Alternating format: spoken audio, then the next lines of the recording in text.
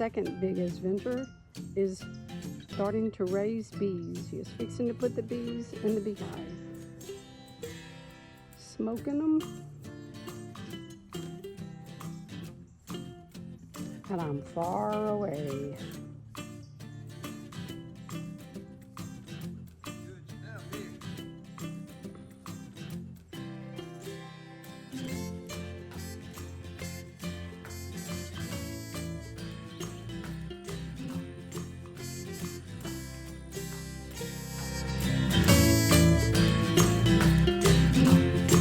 So, how was your first experience putting the bees in the hive?